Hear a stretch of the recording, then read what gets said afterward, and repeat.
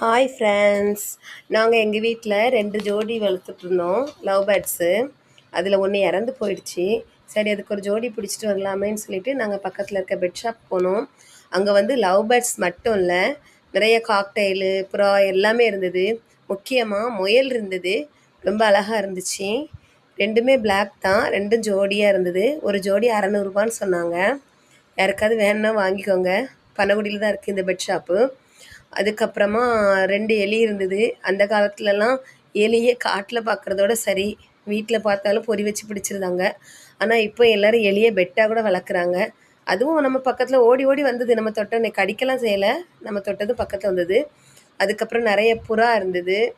அப்புறம் புறாவிலே நிறைய வெரைட்டிஸ் இருந்தது.